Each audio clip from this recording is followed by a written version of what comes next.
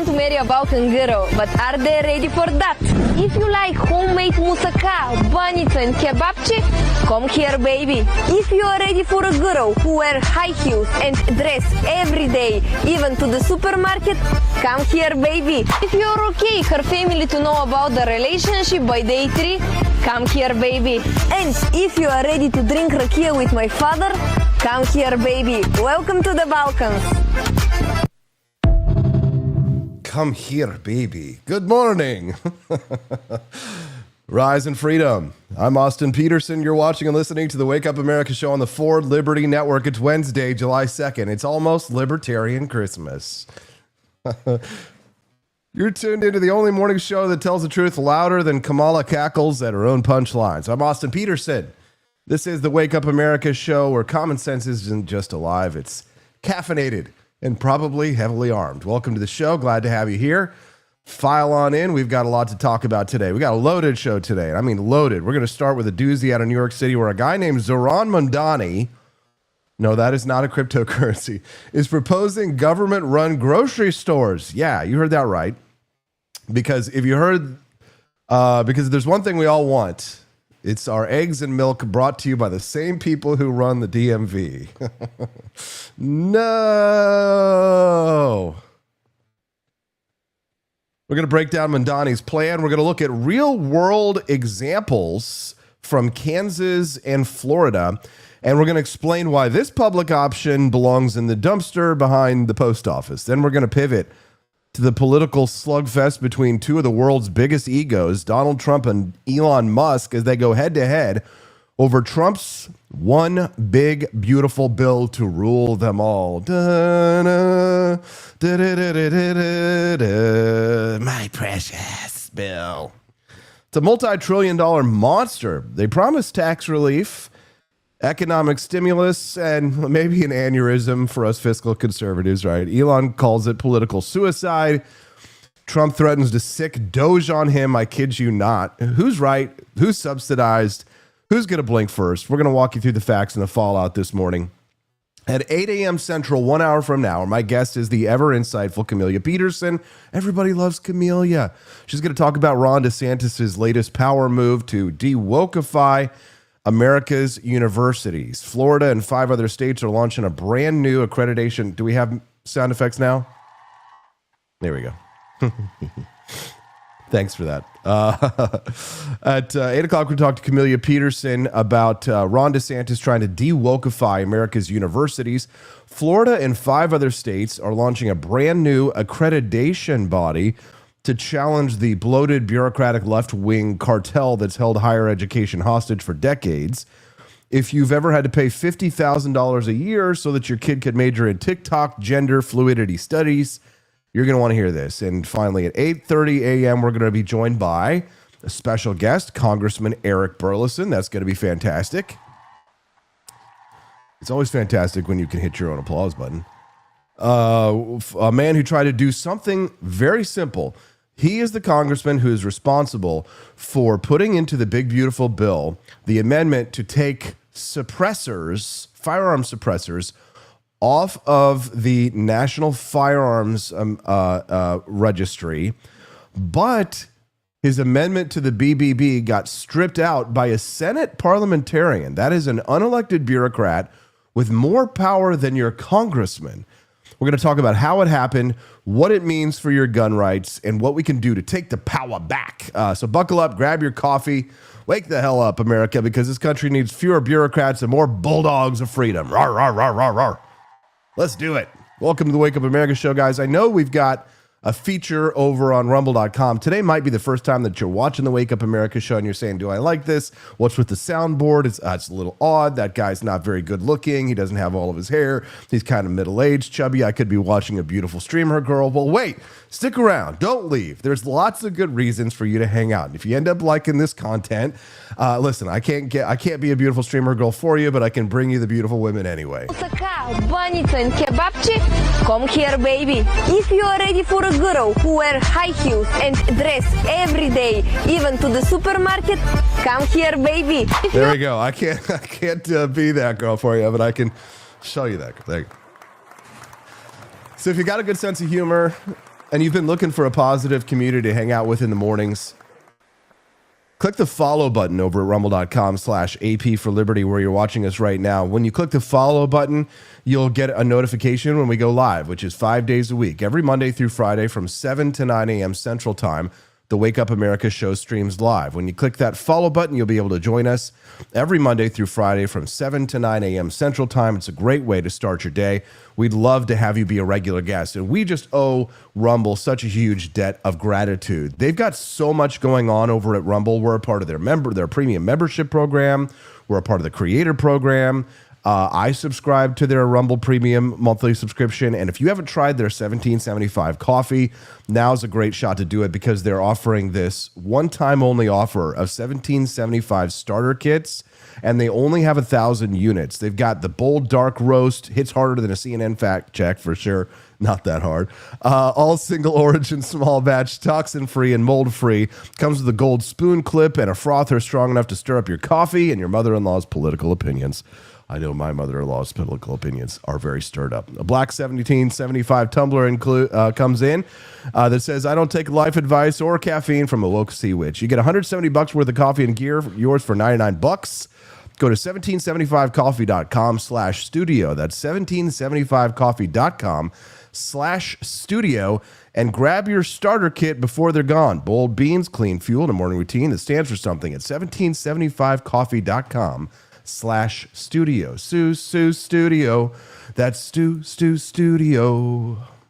What the purpose is about this entire project. It's not simply to raise class consciousness, but to win socialism. And obviously raising class consciousness is a critical part of that. But making sure that we have candidates that both understand that and are willing to put that forward at every which moment that they have, at every which opportunity that they're given.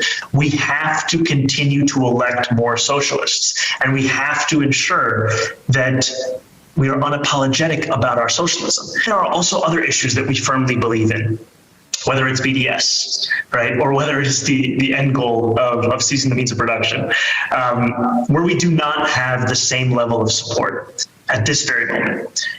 And what I want to say is that the end goal of seizing the means of production. Yeah.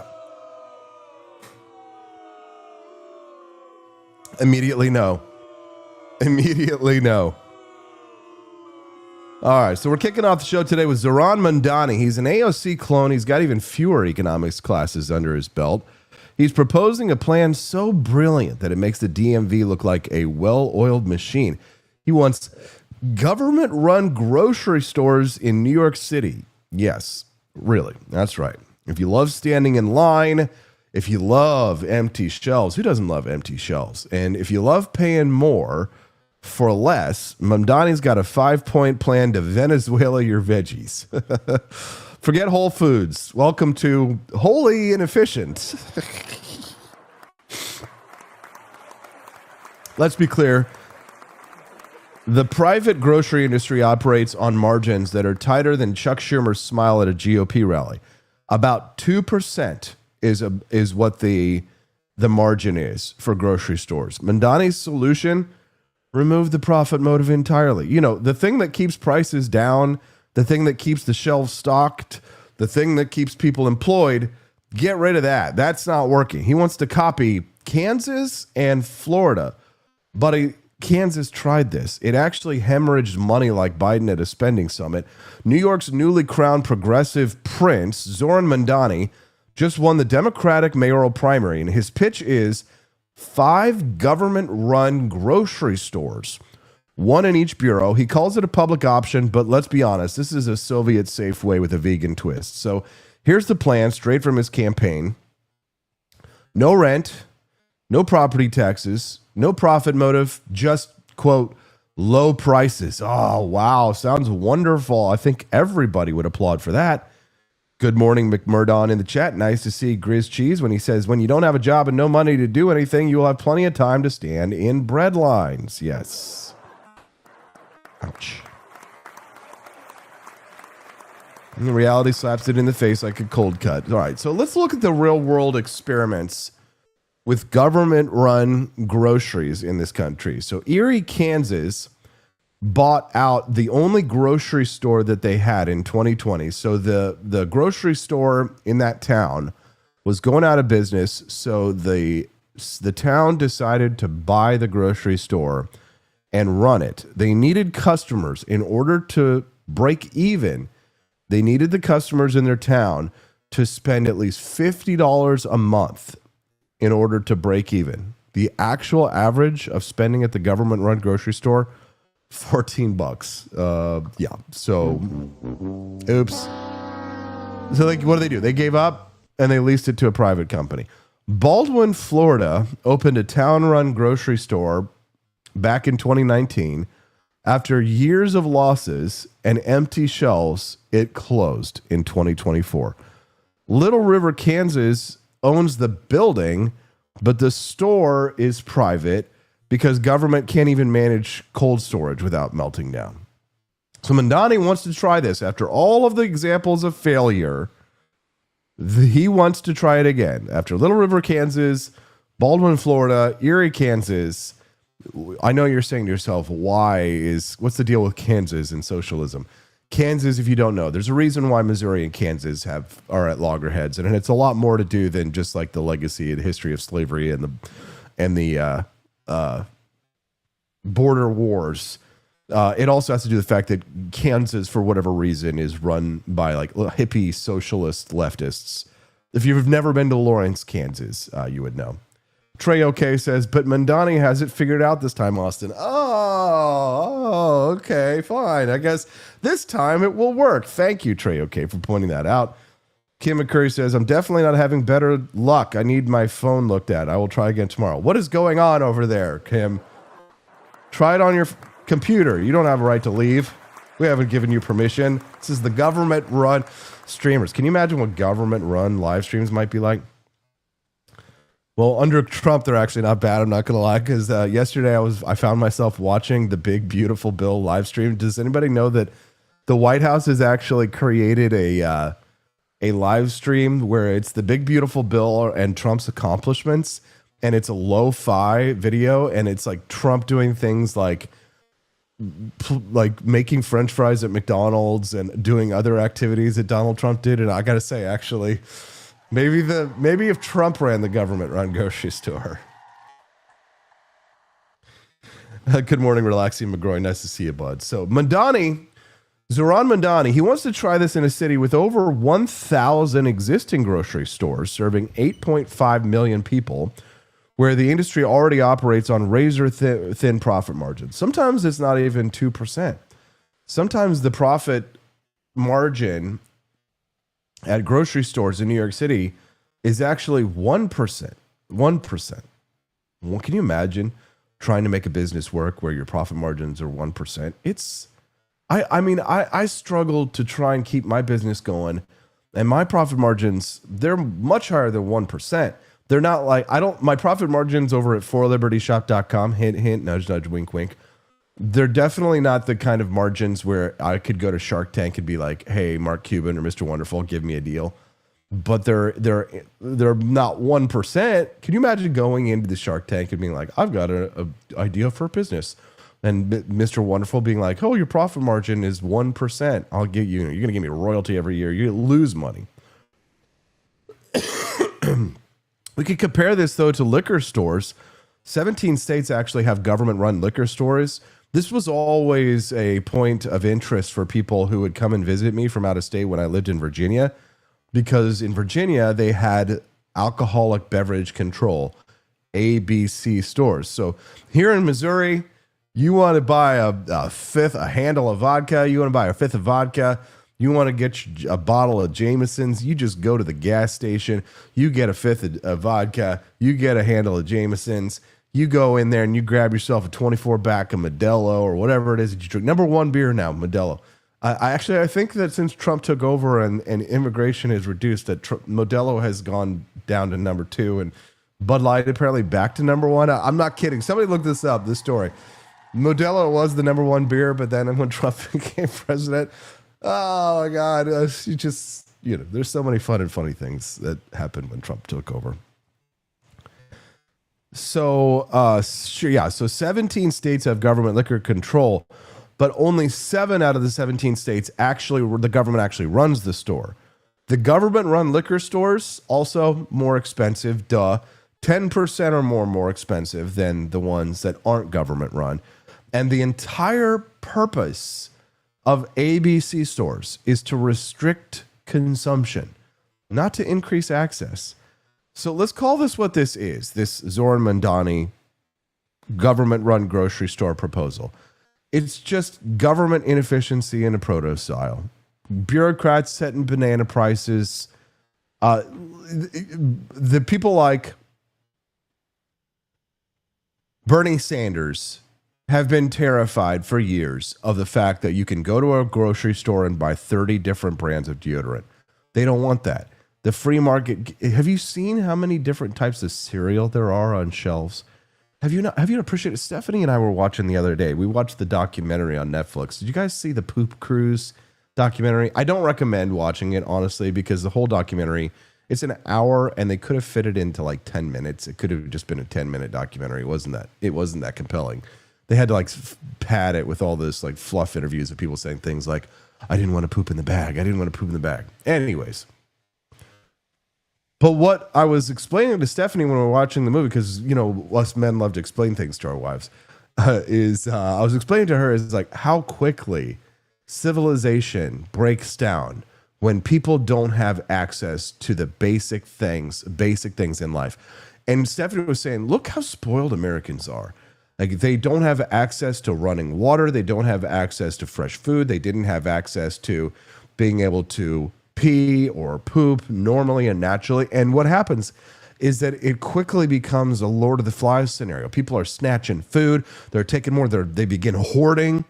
This is what happens. This is how quickly things can break down.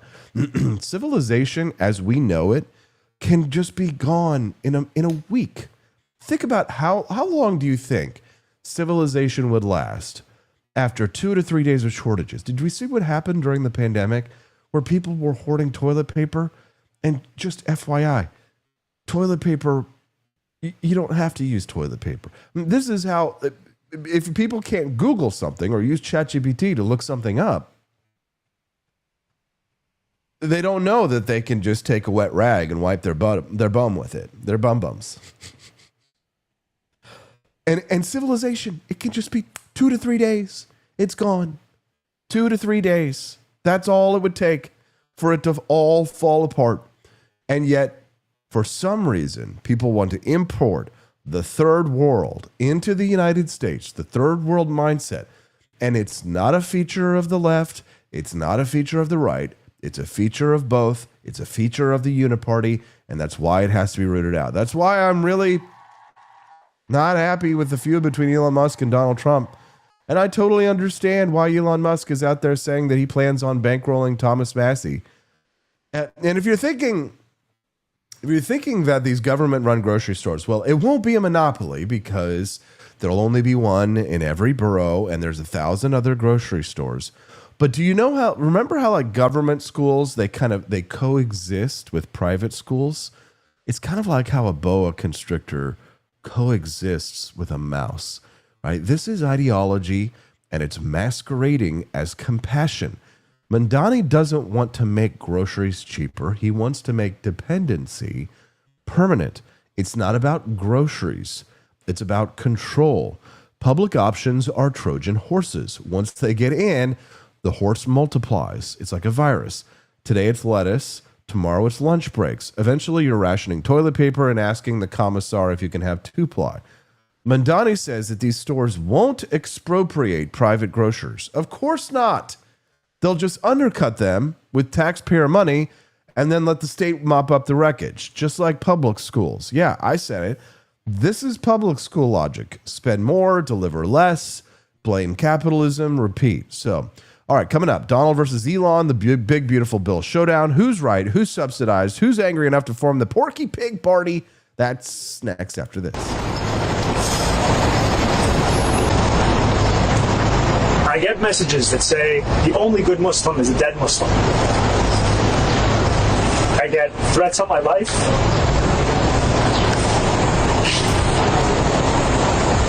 On the people that I love. And I try not to talk about it. because the function of racism, as Toni Morrison said, is distraction. My focus has always been on making this a city that's affordable, on making this a city that every New Yorker sees themselves in. That's the worst fake crying I've ever seen. And it takes a toll, because this is a city that every single person deserves to be in. It's a city that we all belong to. And the thing that's made me proudest in this campaign is that the strength of our movement is built on our ability to have built something across Jewish and Muslim New Yorkers, across New Yorkers of all faiths, all backgrounds, and all boroughs. And anti-Semitism is such a real issue in the city. And it has been hard to see it weaponized by candidates who do not seem to have any sincere interest in tackling it, but rather in using it as a pretext to make political points. And that's what I've tried. Bro. Get a grip. Guy's going to run the biggest city in the United States. Oh, somebody sent me some racial comments. Let me fake cry here. I'll do a little fake crying here. Oh. I gotta leave nobody's going to be able to walk Manhattan. Here comes the gaslighting. After he defunds the New York City Police Department, Marie, I wouldn't advise walking Manhattan after he gets rid of the police force. Just to jump in, Mamdani. Just to jump in. Hold on. Mamdani advocated for defunding NYPD in 2020. He's since said his goal is reform, not defunding. Exactly. And then also just you guys are doing that again. It's the old Harris playbook. Just one more thing. Point of order. He just said he didn't want to tax white people specifically. Just higher. There's the gaslighting. Income neighborhoods that do happen to be majority white. He literally wrote it in his statement, Omar. He literally wrote it down. Are you letting him get off the hook? White? No, I am saying that he said that, but not on the basis of race specifically. I'm not saying he didn't say that. Right. He did say that, okay, but not on the basis of race specifically. Scott, God, that is. By the way, that guy in the middle there. Hold on, let me pull that back up. That guy in the middle. That's the fiery but mostly peaceful guy over at CNN. He didn't say it. Next month it'll be okay. He did say it, but here's why it's good. Welcome to the Wake Up America show. I'm your host, Austin Peterson. The Wake Up America show is a live show, and it's 5 days a week, Monday through Friday, 7 to 9 a.m. Central Time. Are you a regular guest of the Wake Up America show? If you're not, you need to be. Click that follow button over there at rumble.com/AP for Liberty and come back and join us Mondays through Fridays, 7 to 9 a.m. Central Time. Fred Siegel texted me this morning at 573-319-1586. He says, I'm looking forward to being able to watch the live show more. We're looking forward to having you, Fred. He says he misses Steffi and the gang. I see you're still putting out great content. I'm looking forward to engaging again. Talk soon. Hell yeah, Fred Siegel. The Fifth Seal joins us live over there in the Rumble comments. Is it his first time here? Welcome, Fifth Seal. Glad to have you here. Switching over to the Elon Musk, Donald Trump feud. Before we get to that, though, real quick, here, speaking of gaslighting, here's CBS News calling out Elon Musk's comments on Social Security as a Ponzi scheme, and then mysteriously confirming them a few months later. There was also a discussion that happened that reached a lot of people relative to Social Security. Elon Musk on the Joe Rogan podcast, he called Social Security a Ponzi scheme. I would imagine lawmakers are having some response to that. Yeah, I just checked that interview, which came out about Friday afternoon, now has 8 million views. So a lot of people tuning in, obviously, to Rogan's platform. We are seeing a lot of congressional Democrats call what Elon Musk said, quote, outrageous. Well, somebody who has the ear of the President of the United States attended that first cabinet meeting. Elon Musk, not an elected official, by the way, now saying that Social Security operates as a Ponzi scheme. That is a headline grabber on a Monday. So just to remind everyone. Okay, so that was, it's not a Ponzi scheme back in March. Now, June 26th. Everyone, Social Security is a pay-as-you-go system, meaning that we pay in right now for people who are already retired. Okay, so you're paying in so your mom can collect Social Security. And what we know is that this is based on demographics in large part. So what do you call that when you have a system that you pay in for the people who are currently using the money, And then what do you call a system like that? Huh? When all those baby boomers were working their entire lives, there was more money coming into the system than was getting paid out. That extra money created a surplus. That's the Social Security Trust Fund. Then things flipped. Baby boomers, 11,000 are turning 65 every day. They're now needing their retirement benefits, but there aren't enough people working. So all that money that built up, that trust fund, it's being depleted. And over time, by 2033, according to the Social Security Board of Trustees, there will no longer be a trust fund and there won't be enough people working. And what that means is the system will only be able to pay out about 3/4 of benefits that have been promised. That's the math behind this. The math, is it? You call it math? What the hell kind of math is that? So it's not a Ponzi scheme. It is a Ponzi scheme. Welcome to the Wake Up America Show. I'm your host, Austin Peterson. If you're not hanging out with us over in the Rumble chat like the Fifth Seal, Relaxium McGroin, Y2 Joe 1983, Drew Van Runkle, what are you even doing? And if you haven't clicked the like button, what's the matter? You don't like me? Is it the mustache? Is it that I'm just too handsome? Are you jealous? Just kidding. Make sure that you click the like button over at rumble.com/AP for Liberty. Become a regular guest Mondays through Fridays, 7 to 9 a.m. Central Time. We'd love to have you be a regular guest. If you click the like button and the follow button will make sure that you get a notification when we go live. And that's every 5, Monday through Friday, 7 to 9 a.m. Central Time here on the Wake Up America Show. So now here's a headline that's worthy of Elon's X account. Trump threatens to unleash Doge on Musk. I kid you not. In case you missed it, Elon Musk, the man who turned government subsidies into Mars rockets, is mad. Trump's big, beautiful bill has him fuming. He's tweeting. He's threatening to primary Republicans like he's actually running for office himself. He's called the big, beautiful bill utterly insane. He says that it will destroy jobs, and he's accused GOP members of betraying their promises. Harsh, maybe, but true. Yeah, kind of. So now look, folks, I like Trump. We all like Trump, right? But I also like math. And this big, beautiful bill has got curves like a Hollywood budget spreadsheet. $3.3 trillion in new debt, cuts to Medicaid, cuts to SNAP, cuts to reality. Trump defends it like it's the Ark of the Covenant, says it's going to save the country, says Elon would be flipping burgers in Pretoria without government money. Somehow I doubt that. He's not wrong in some ways. Trump's wanting to get his tax cuts across, but maybe don't say the quiet part out loud, right? Elon has been clapping back with the heat of 1,000 Teslas on fire at a protest, calling for a new party. He calls it the Porky Pig Party. Those are his words, not mine. And now, that's all, folks. We're watching two titans fighting over a spending bill so large it should have its own zip code. Trump wants to stimulate growth. Elon wants to cut the fat. Why can't we do both? Cut the fat and stimulate the growth. The American taxpayer is in the middle like a Walmart greeter on Black Friday. No, help, stop. Frank Drebin. Nothing to see here. Nothing to see here. Getting run over. So let's go through the proposal here. We're 30 minutes away from Camelia Peterson joining us live, by the way, to talk about Ron DeSantis' plan to de-wokify the universities. And at 8:30 a.m., we're going to hear from Congressman Eric Burleson to talk about how the suppressors amendment in the bill that would have made it so that you and I could go and buy a beautiful suppressor to put on the end of our rifles was removed in the final hours by an unelected parliamentarian. We're going to talk to Congressman Eric Burleson about that at 8:30 a.m. Central Time today, so you do not want to miss the second hour of the show for sure. So if you have things that you have to do, as much as I would love for you to hang out with me for the next 30 minutes, maybe now is the good time to kind of set that calendar appointment and say, I got a lot of stuff I got to do. I'm going to try and rush it in the next 30 minutes and then come back and hear Camelia and Eric.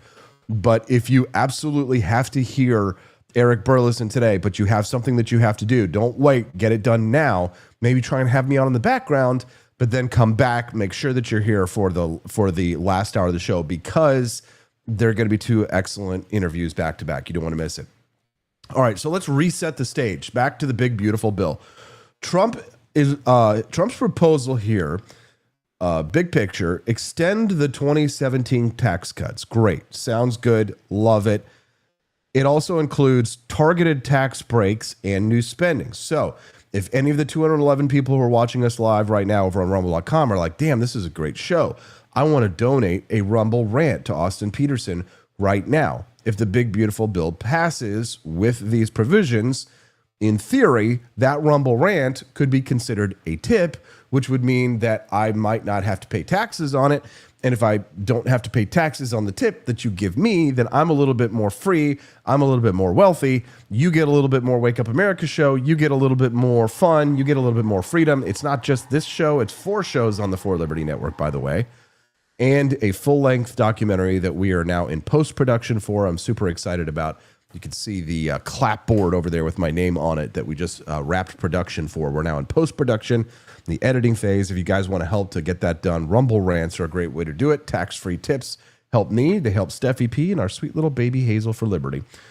So the bill is projected by the CBO, the downside, is to add $3.3 trillion to the deficit over the next decade. And that's where people like Senator Rand Paul come in and say things like this. Brings us back to maybe we have to judge the effects of the big, not so beautiful bill by looking at what happens to the debt next year.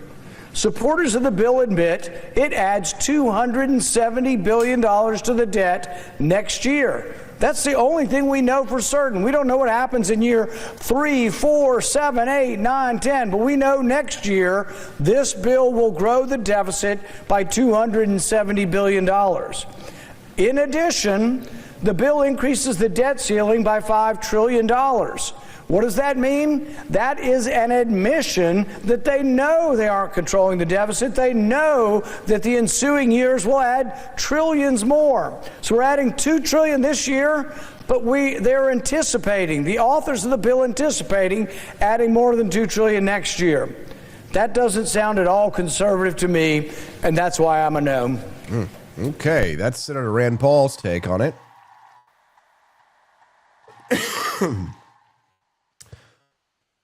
So Elon is calling this bill utterly insane. He's called it political suicide and a betrayal of fiscal conservatives. He also has been threatening to primary every Republican who votes for it. And he labels the GOP the Porky Pig Party. Very funny. He says if Trump lets it pass, he'll back a new political party entirely.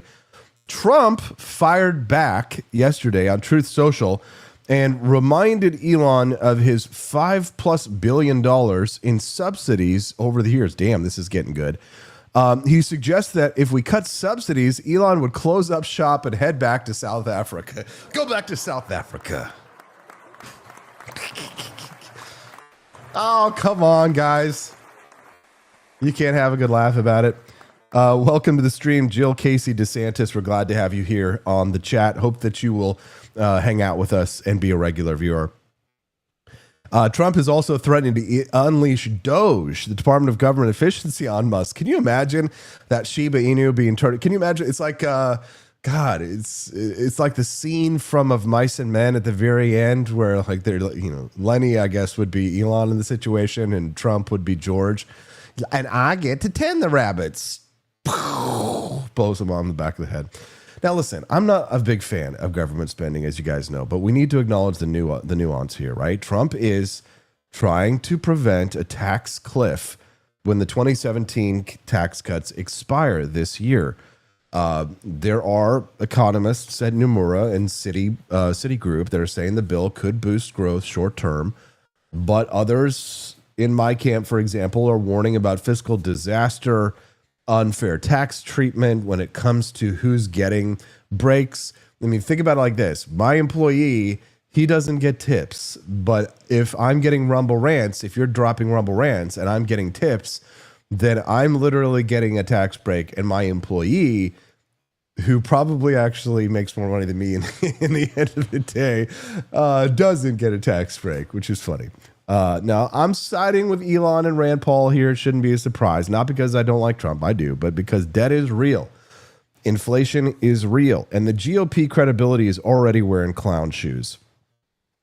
So let's just call this bill what it is. It's a Hail Mary for an economy that's built on borrowed time.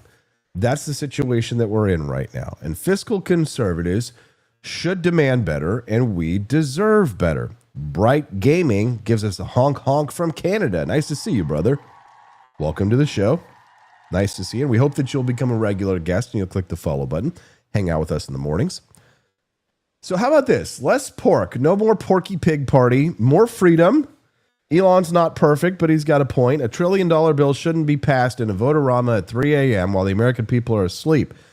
So we're going to talk to Camelia Peterson about this at 8 a.m. We're also going to talk to her about Ron DeSantis' war on woke universities. And we're going to talk to her about accreditation monopolies to ideological cleansing. We're going to go deep in the campus quagmire. You don't want to miss it. I'm wondering retroactively how much effort during the Obama years was put into keeping Michelle Obama away from microphones. Listen to this. Because so many men have no idea about what women go through, right? We haven't been researched, we haven't been considered, and it affects the way a lot of male lawmakers, a lot of male politicians, a lot of male religious leaders think about the issue of choice as if it's just about the fetus, the baby, but women's reproductive health is about our life. It's about this whole complicated reproductive system that does the least of what it does is produce life. It's a very important thing that it does, but you only produce life if the machine that's producing it, if you want to, whittle us down to a machine, if the machine is functioning in a healthy, streamlined kind of way. But there is no discussion or apparent connection between the two. No offense, but it sounds like some fucking commie gobbledygook. Thank you, Norm. Did you get that?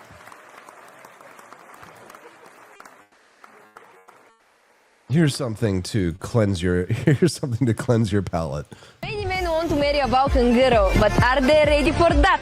If you like homemade moussaka, banica and kebabchi, come here, baby. If you are ready for a girl who wear high heels and dress every day, even to the supermarket, come here, baby. If you're okay her family to know about the relationship by day 3, come here, baby. And if you are ready to drink rakia with my father, come here, baby. Welcome to the Balkans.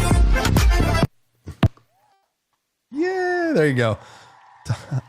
Eyeball cleanse. All right, let's talk about a story that isn't getting enough attention, but it should be the #1 education story in the country right now. Ron DeSantis, Florida's governor and part-time scourge of woke academia, just fired another shot in the culture war, and this one is aimed straight at the bloated, ideologically captured blob we call the college accreditation system.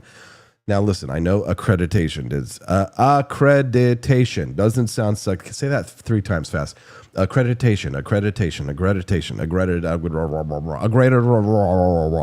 It doesn't sound sexy or flashy, right? It's not like a Hunter's laptop story or inflation at the grocery store. But stick with me here, because this is where the real power lies. In America, if a college wants to access federal student aid, it has to be accredited. No accreditation, no Pell Grants, no student loans, no GI Bill dollars. That means students usually can't afford to go and schools can't afford to survive. So who decides which schools are worthy? Private, unelected accreditation agencies, not the Department of Education, not state governments. These are nonprofits, but they act kind of more like woke gatekeepers.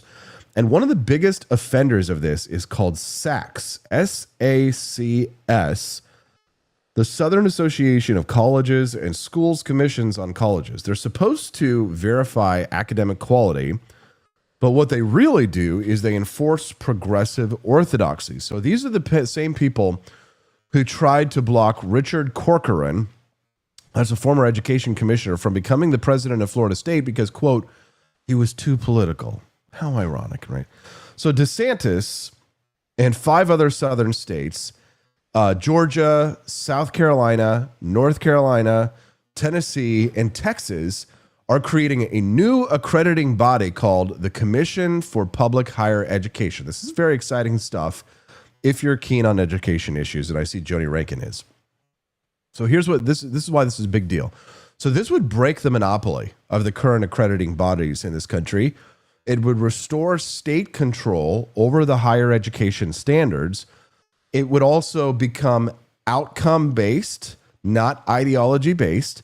So you wouldn't have this SACS group being able to say, well, we don't like the ideology of this person, so they can't run this university, right? So it would become all about merit, not ideology. And it would prioritize rigor, efficiency, and academic excellence, not race quotas or climate justice seminars, okay? Good stuff so far, right?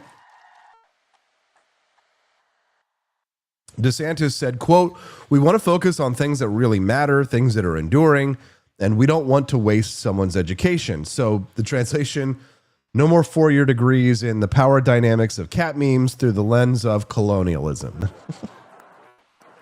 Now, Zohran Mamdani's post-colonial studies class, his father's post-colonial studies class at Columbia, was canceled. It's done. All right, zoom out. So most Americans don't know this, but one accreditor can block a college from getting funding with the stroke of a pen. And these accreditors are usually staffed by academics with the same political bent as your average MSNBC panel. So there's not a lot of ideological diversity at these accreditation panels. They are the woke gatekeepers to higher education being de-wokeified. So in other words, Ron DeSantis is striking at the heart, striking at the root of the rot of the educational system of the United States. So when Florida passed legislation requiring colleges to change accreditors periodically, the Biden administration came down on them like a bag of bricks. Florida sued, a federal judge dismissed it, of course, and the feds, of course, don't want the states to have autonomy. They want centralized control, and they especially don't want anyone breaking up their ideological cartel. But now that Trump is thankfully back in the White House, DeSantis is making his move. He's pushing for fast track approval of the new accreditor before the next election, because if a Democrat wins in 2028, you better believe that President Alexandria Ocasio-Cortez is going to shut this down. Now, don't give me that. No, Michael Scott. No. You and I both know good and well that Alexandria Ocasio-Cortez has got them heavies, and she's going to bring them heavies to the election before she goes all abuelita. And before she goes all abuelita, you know that everybody's going to be looking for them big old socialists that, heavies that are going to hypnotize and enslave your ass. It's true. Happy birthday, Thomas Sowell. 95 years old yesterday. The Bright Gaming reminds us that the post-secondary education system is based in accreditation instead of education. True. Bright Gaming, our new favorite follower today. Joni Rankin says, here's an idea. No need for accreditation because we stopped funding. You, Joni, you libertarians. Stephen Miller has something to say about you guys, you libertarians. He doesn't like you libertarians. He's sick and tired of your lies. If you're a university and you want your students to get federal aid, you have to bow to these accreditors. That means that if they want you to add CRT, critical race theory, to your curriculum, or if they want you to hire a diversity officer for your biology department, you do it. If you don't, your students lose their aid and you go broke. So this new DeSantis plan is a direct challenge to the hostage taking. So think of it like this. In the old system, the woke cartel tells you what you must teach and they hold your money hostage. In the new system, states set the standards and students can vote with their feet. So this is, conservative brain power versus bureaucratic blob. Let's not forget conservatives, libertarians, classical liberal thinkers, your Thomas Sowells, your Milton Friedmans, your Friedrich Hayeks. They built many of this country's best schools. Chicago School of Economics, Milton Friedman. But over the years, the left has taken over these institutions. Then they took over the credentials. And then finally, the left took over the money. This move flips the board. It's the intellectual equivalent of school choice, but for entire universities. So if this works, we could see new schools springing up with real standards. You could see private and religious schools free from coercion. You could see public universities actually serving students instead of churning out activist baristas. So, and here's another big question. Will other states join in? You bet they will. You bet they will. This isn't just Florida. The Commission for Public Higher Education already has 6 states on board. And if red states like Mississippi or Alabama or even Arizona see this working, then they're going to join this exodus, right? We could witness a full-blown parallel higher education economy where the Ivy League becomes an overpriced activist daycare, and a new class of universities would rise up to train the next generation of engineers, entrepreneurs, doctors, and constitutional lawyers. This is the camel's nose under the tent. This might be the biggest fight that we're engaged in. Not the big, beautiful bill, but what Ron DeSantis is spearheading in Florida. And if the feds cut off the funding, then that's fine. Let the states fund them themselves or let the private market step in. Because right now, we are spending $40,000 per student per year in New York's public schools, and fewer than 25% of 8th graders are proficient in math. That is an expensive failure, just like their grocery store idea. So in about 12 minutes, we're going to be joined by Camelia Peterson to break this all down. We're going to talk about strategy, risks, and what it'll take for this new accreditor to get approved under Trump and survive if the White House flips again in 2028. Ask yourself this. If we recoil at the idea of government controlling our food, why are we okay with them still controlling our minds? I think it's time for a real revolution in higher education, and Florida might have just lit the match. Entire life in the conservative movement. Since I was a kid in high school, working, dreaming of the day where we could have a piece of legislation like what exists right now, Sean, what President Trump has brought to the precipice of passage. Each and every one of the individual titles in this bill would be considered one of the great achievements in the history of the conservative movement. The title, for example, building the missile defense shield for the United States of America, Sean, so we can be safe, our children can be safe from foreign adversaries in this growing era of intercontinental ballistic missiles as nations race for supremacy. The section on this bill enshrining border and homeland security, this is the most far-reaching border security proposal, homeland security proposal in my lifetime. Sean, not just my lifetime, going back to Eisenhower, going back to since we've had conversations about the border, Sean. I take this seriously. I've stood by the families whose kids have been murdered by illegal aliens. We made them a promise. Most importantly, the American people voted to fulfill that promise in the last election. This bill fulfills it. It is the largest tax cut and reform in American history. No tax on tips, no tax on Social Security, no tax on overtime, 100% expensing for new factories. Think about that. Every single business owner with a dream of manufacturing in America can deduct 100% of that cost to make the American dream come true here in the United States. Here's another one for you, Sean. The largest welfare reform in American history. Work requirements on food stamps, work requirements on Medicaid, the 2 largest welfare programs that exist, and now we are attaching work requirements to those programs. Orders of magnitude larger than the welfare reform that Republicans enacted into law in the 1990s. I am sick and tired of the lies about this bill that have been perpetrated by opportunists who are trying to make a name for themselves. This is the most conservative bill in my lifetime. Tax cuts, defense, border security, homeland security, welfare reform, and the largest spending cut in one bill that has ever been enacted. So, Sean, let's work together. Let's pass this bill. Let's get it to President Trump's desk by July 4th. The bill will add $3.3 trillion to the federal deficit over the next 10 years. It extends and expands the 2017 Trump tax cuts, avoiding the 2025 expiration cliff. It slashes Medicaid enrollment by 11.8 million by 2034 and cuts $300 billion from SNAP. That's the food stamp program. Now, depending on who you are, the last two items might either sound like fiscal responsibility or a punch in the gut. The question is how it's being done and who is holding the purse, right? So the BBB, the big beautiful bill, maybe really bad in the wake of the Biden administration's Build Back Better, right?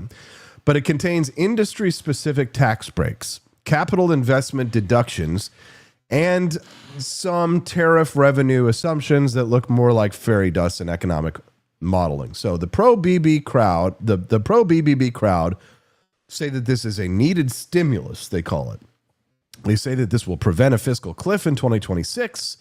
They say it extends business expensing, which may boost short-term investment, and that it renews household tax relief. But here's the thing. It's paid for with borrowing.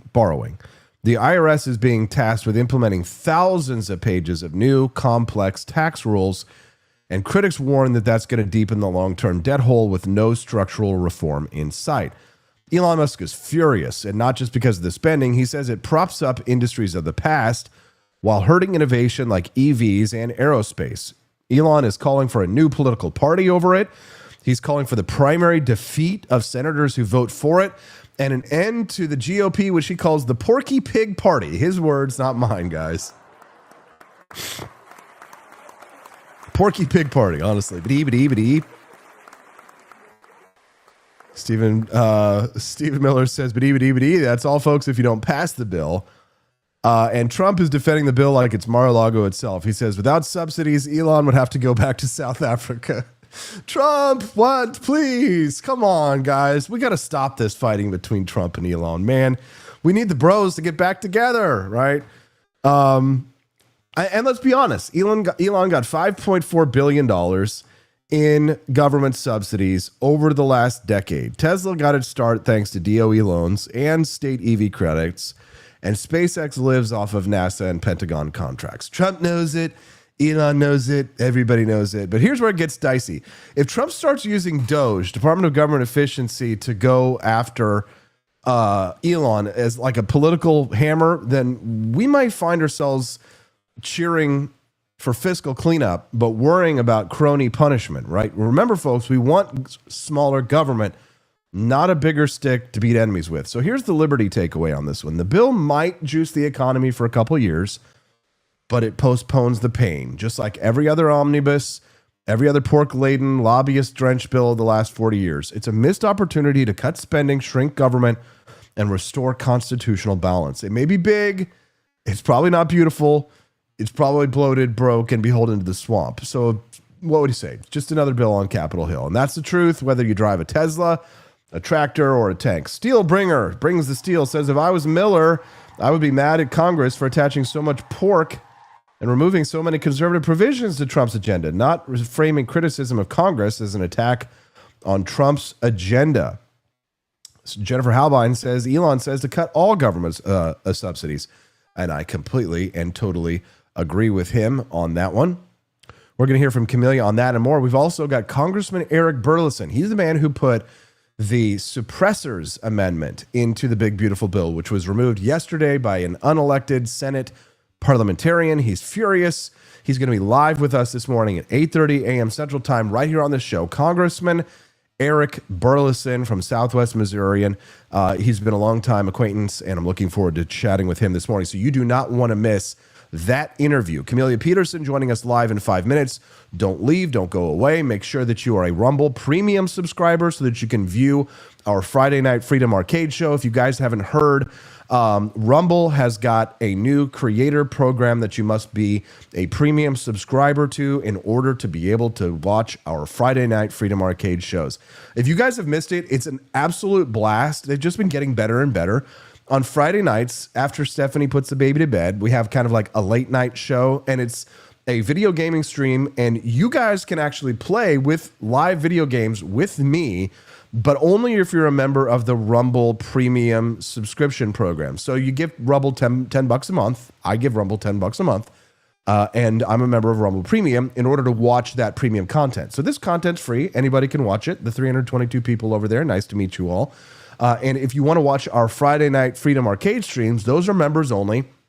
You can play Call of Duty Warzone live with me. You can join the Discord chat and be on the show with us, chatting into the stream. It's an absolute blast. Last week, we had a whole bunch of people joining us in the live stream. We've got our own Discord server for the Freedom Arcade, and everybody was in there. Latrell was there. Ashley Ann was there. L-Dubs. Everybody was there having a great time. So you can join us, but you have to be a Rumble Premium subscriber. So I suggest that you join rumble.com/premium. Use the promo code STUDIO when you purchase an annual subscription. Go to rumble.com/premium. Use promo code STUDIO to watch our premium Friday night Freedom Arcade show. And of course, support Rumble because they support us and they support free speech. Thank you, Rumble. Rumble.com/premium code STUDIO. All right, don't go away, guys. We've got Camellia Peterson joining us live in less than 5. 2 shakes of lamb tail. If you got to go pee for liberty. And come right back. We got Camellia to talk about Ron DeSantis' plan to take out the education cartel. It's the biggest opportunity for freedom we might see in our lifetimes. We'll be right back. It's the Wake Up America show on the 4 Liberty Network. When the Founding Fathers dreamed of liberty, they forgot one thing: coffee. Introducing Founding Flavors Coffee, the brew that built America, and the brew that's fueling a new revolution, one kitchen at a time. Small batch roasted, Patriot approved, and disappearing faster than a red coat at Yorktown. Don't get left behind, soldier. Real patriots are starting their mornings with Founding Flavors. And trust us, freedom tastes better with a fresh cup in your hand. Stop drinking those tyrant brews who take your money and don't support your values. Stocks are limited, demand is booming, and your morning deserves a taste of liberty. Order now at 4libertyshop.com before the next shipment gets signed, sealed, and sold out. Founding Flavors Coffee, the official brew of morning rebellions everywhere. Get yours at 4libertyshop.com.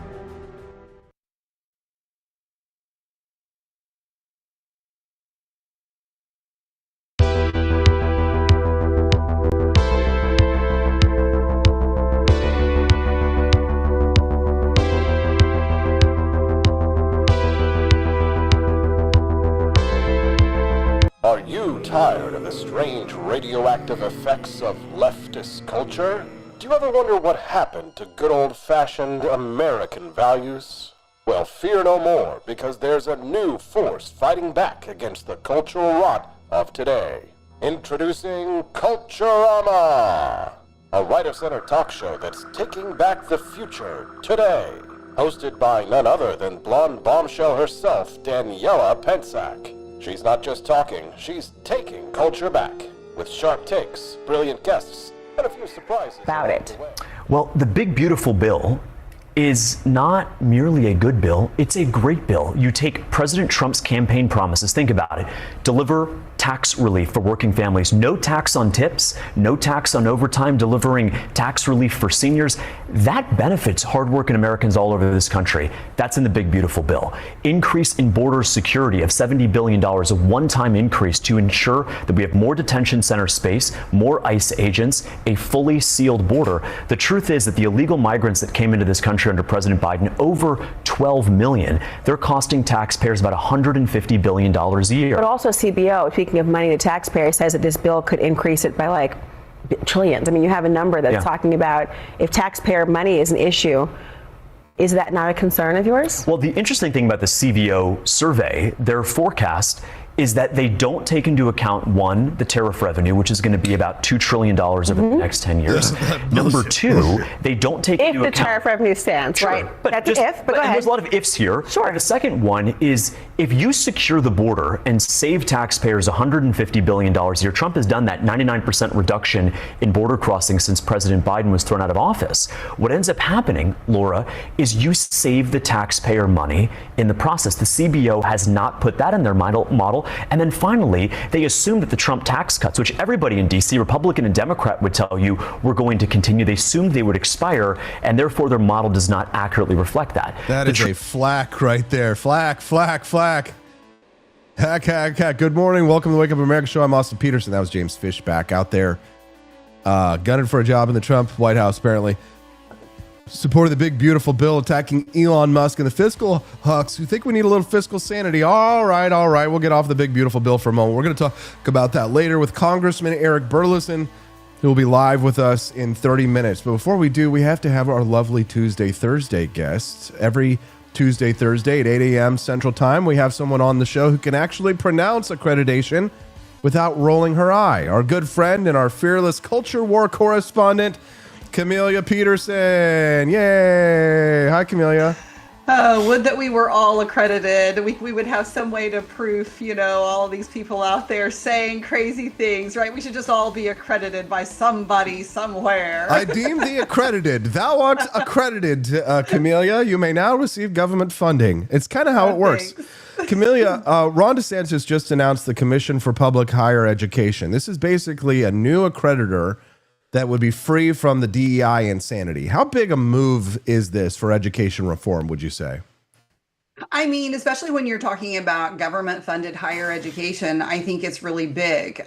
There's a lot of debate around accreditation at both the, college level and at the, public school K-12, that level too, not just public school, but like lots of schools.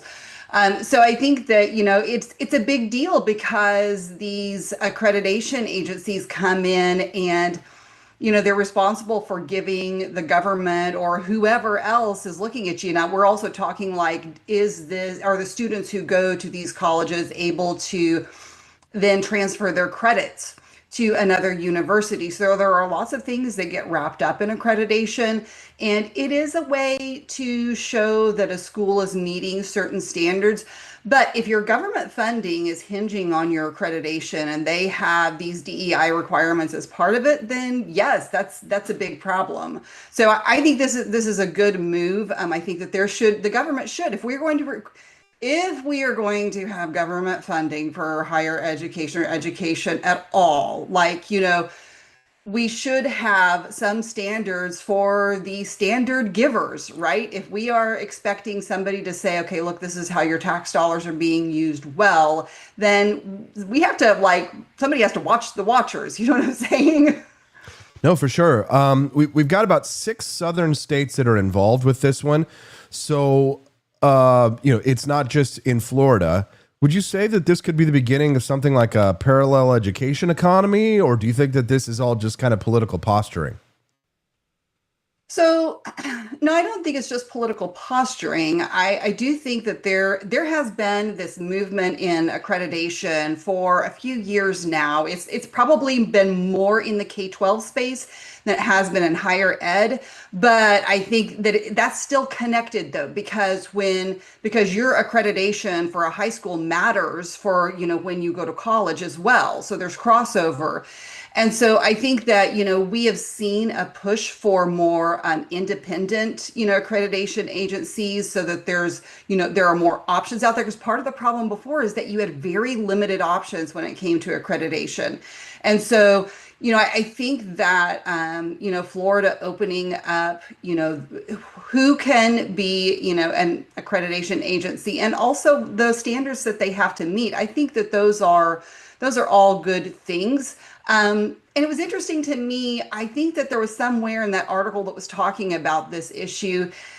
It said something about that part of a recent Florida law requires colleges, if they are accredited by one agency, and that only lasts for so long. They're required to go through the accreditation process, every few years or whatever it is. They can't use the same agency twice, basically. Which I think that's also good because that sort of mitigates, the potential for cronyism as well, that you could have, one agency is saying, look, you want to continue to get your accreditation. And the thing is that very easy for that to happen because accreditation is such a time intensive, thorough process. that it is like when you have somebody that has already done it and they have all of your records and everything, it is a lot easier for them to just come back in and renew it, right? But there are a lot of pitfalls that can come with that. Okay, so let's talk about this SACS. This is the Southern Association of Colleges. They battled in federal court with the Biden administration about accreditation. They've kind of been the gatekeeper for decades. Do you think that this is like an ideological group that they're kind of too entangled with politics in order to be objective? These are the agencies that are the gatekeeper, right? So what are your thoughts on that? Yeah, I mean, if they are the go-to agency, it's especially anything education related. Sometimes it feels like it's hard to find an organization or an entity that's not ideologically, tainted in some way. It's been increasingly more difficult to find these that are more neutral, right? And so, sure. I mean, I think that there's definitely been the potential that they've been infiltrated by people who are determined to, especially in the education space. We have seen this repeatedly for so long now with this stuff getting forced down your children's throat in schools and universities, especially universities. And yet you can say, okay, you can walk away. But when you're talking about your education, and these are the schools who are handing out diplomas, so that you can go and get a better job, it's all tied together. And so it leaves students, really powerless. And again, I think that, the free market would take care of a lot of this stuff, but the reality as it is that, we have a government funded system. And so we need to deal with it accordingly. How do you think something like this could affect the broader school choice or education freedom movement? Yeah, so I think it already has. I think it already is right now. So, and I can tell you from personal experience, I am currently undergoing what I'm going to do with my daughter for next year, because we had an unexpected change that was out of our control, that's necessitating a change in her schooling for next year. So part of what we're looking at are the options that we're looking at accredited? Because since she's midway through high school, you can't just go to any other school, because they may not take, if one school is accredited and another one is not, then things won't transfer and you have to do makeup.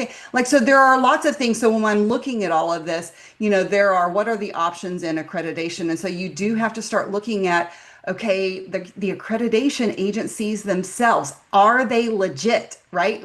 Are they legit? Do they have good reviews? Are they well known? Are they quality? So because there has been in the school choice movement, and there has been a push to expand the free market in terms of accreditation. There has been legislation at the state level to allow the public schools more accreditation options, because part of the issue here is that these accreditation agencies, some of them take so long in the process that a school can be pursuing, accreditation, and it can take, a full year to get that done.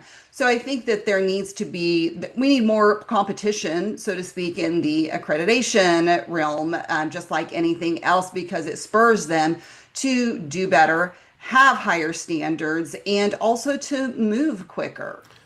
So what are we looking at right now in terms of movement on this one? Because they have a limited amount of time to get something like this across before Trump is out of office. Things like this can get slowed down. It can get bogged down in the courts. So where is it at right now? And what do we need to do to move this thing forward? So to me, this is the biggest problem with all of this, is that for universities anyway, and the accreditation that agency has to be approved by the Department of Education, the federal Department of Education. So yes, if they do not move quickly, then a university is out of luck. And so that leaves their students in a lurch. And so to me, the first thing that pops into my mind when I'm looking at this, because I didn't actually realize that the Department of Education had to approve all of these for the states. My first thought was, I thought we were abolishing the Department of Education. And if we abolish the Department of Education, who approves the accreditors, right? It's like, how's that work now?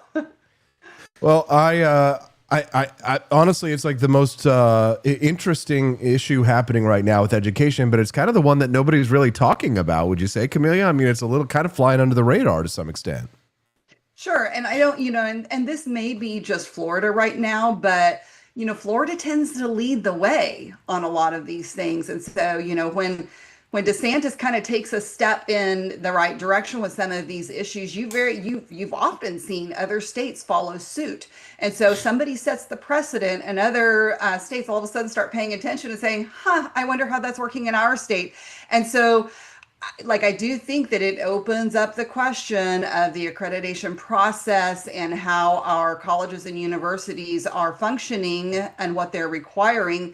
And do we, we've also seen, aside from accreditation, we've seen the issue come up even here in Missouri, where they pass laws that no government funded agencies can require any kind of DEI content or training or anything like that in order for, whether it's graduation or whether it's to be employed as a, professor. So there is, we've seen a move in that direction. And I will say, the University of Missouri, Mizzou in Columbia, just near you, they are ones that got rid of their DEI stuff. And it's been really interesting because they've kind of been out there as the standard for a university that is not being subject to the liberal left and progressivism.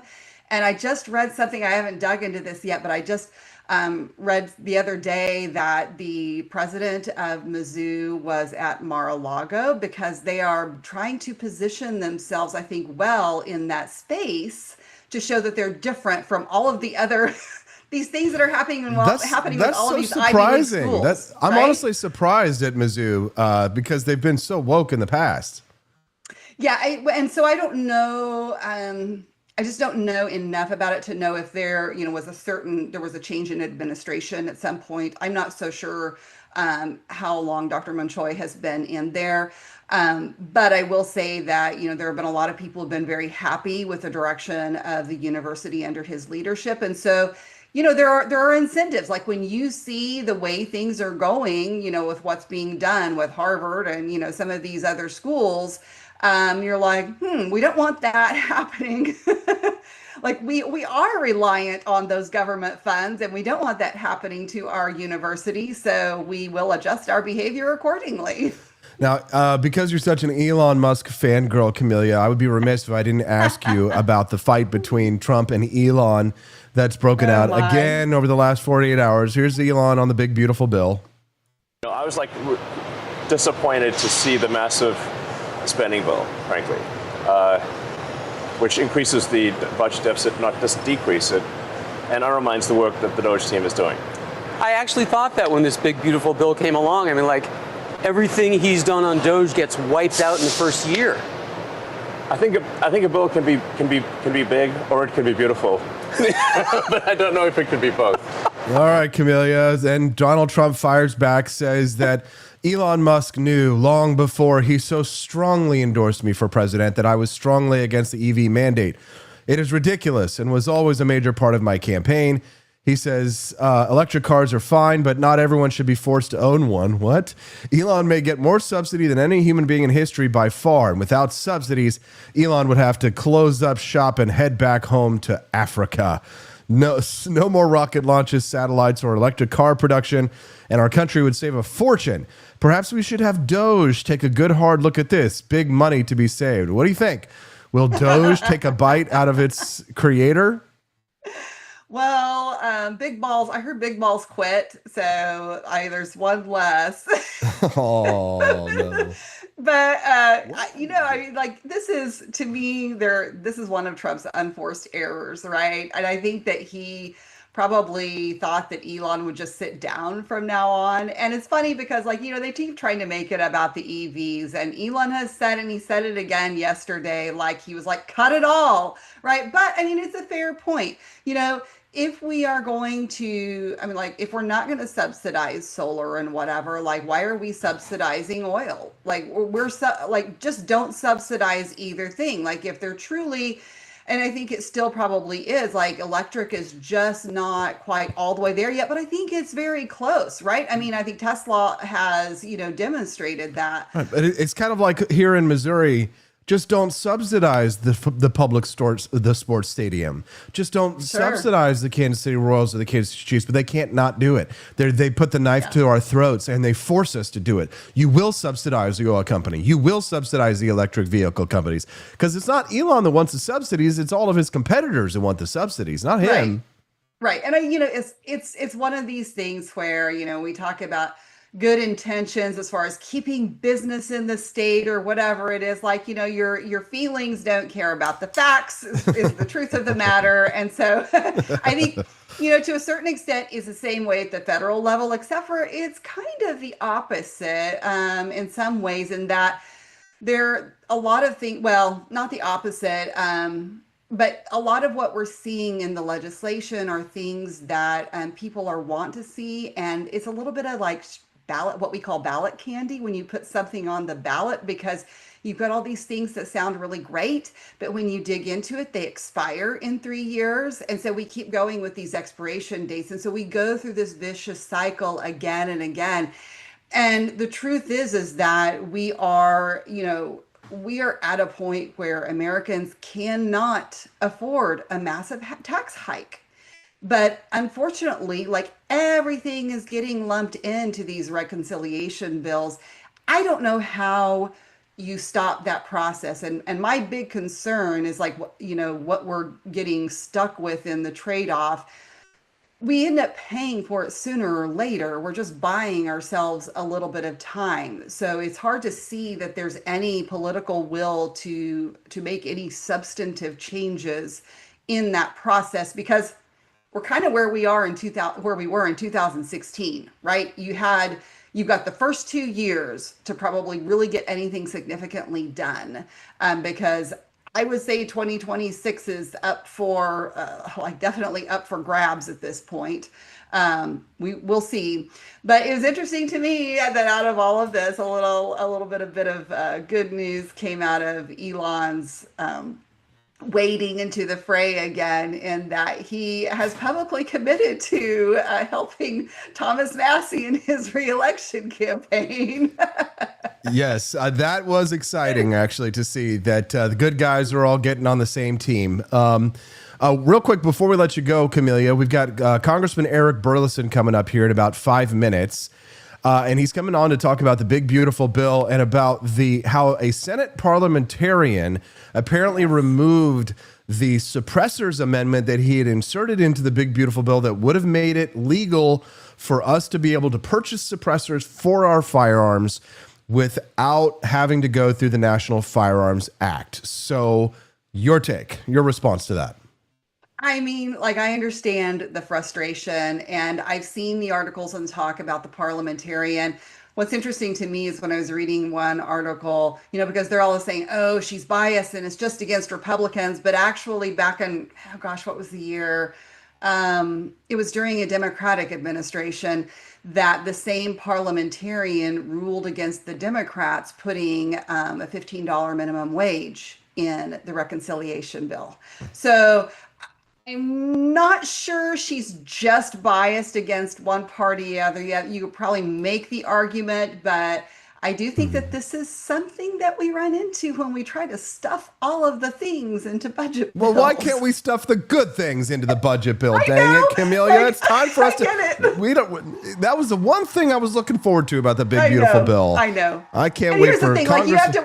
You have to work the system, right? I mean, you have to work with the system that you have. And so everybody does try to fit what they can into this in an effort to get it across the line. Like we see the same thing happen at the state level. Yeah, Camelia Peterson, I'm angry. It's a good preview, though, for Eric Burleson, Congressman. I'm sure he's angry, too. Even though he's a very mild-mannered guy. So we'll see what his anger looks like. Camelia, anything else you want to share with our audience before we let you go today?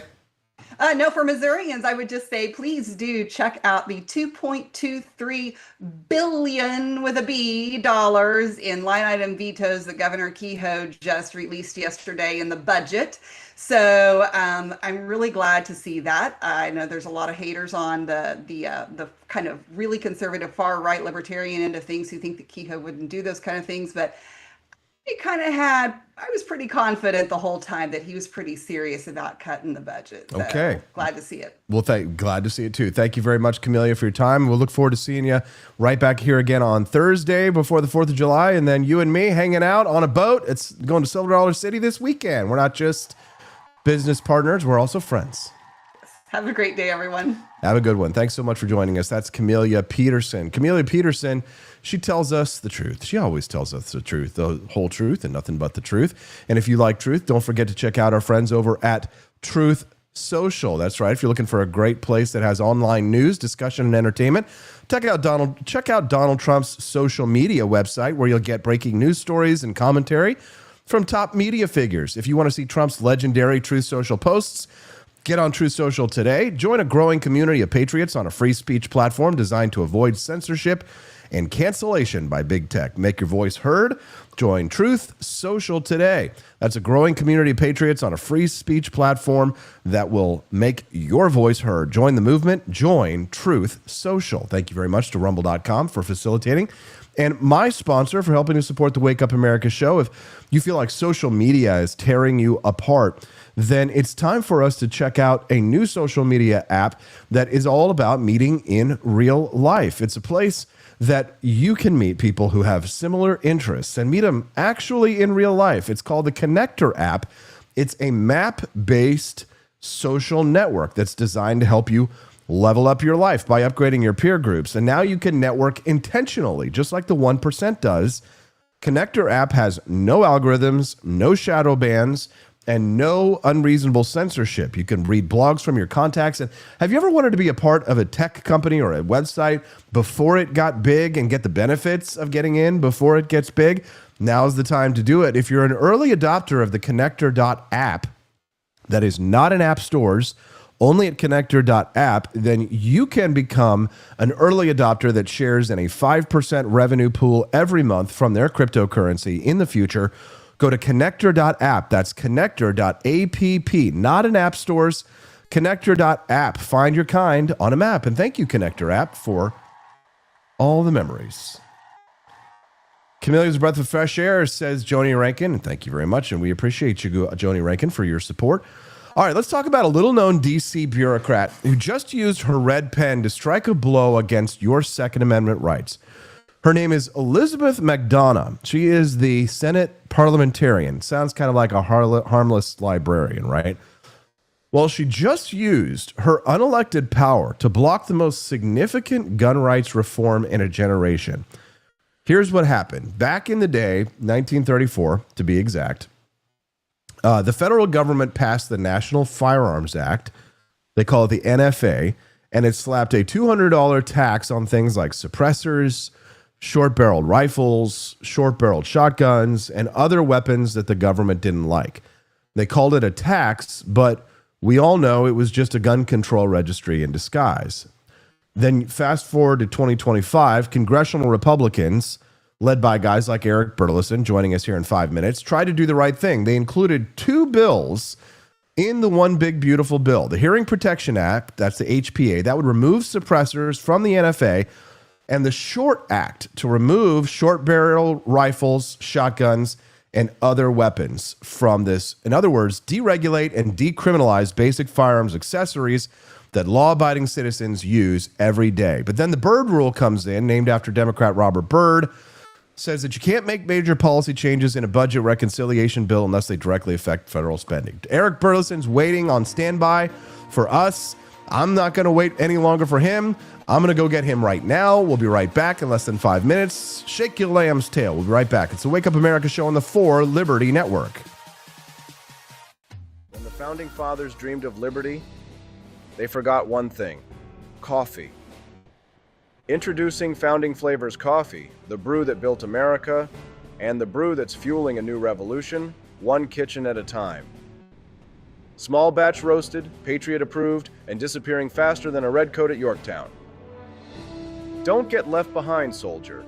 Real patriots are starting their mornings with founding flavors. And trust us, freedom tastes better with a fresh cup in your hand. Stop drinking those tyrant brews who take your money and don't support your values. Stocks are limited, demand is booming, and your morning deserves a taste of liberty. Order now at forlibertyshop.com before the next shipment gets signed, sealed, and sold out. Founding Flavors Coffee, the official brew of morning rebellions everywhere. Get yours at forlibertyshop.com.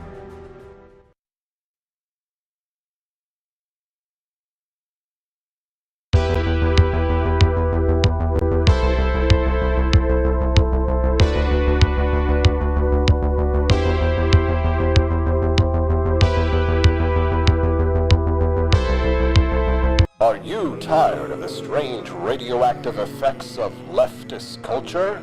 Do you ever wonder what happened to good old-fashioned American values? Well, fear no more, because there's a new force fighting back against the cultural rot of today. Introducing Culturama, a right-of-center talk show that's taking back the future today.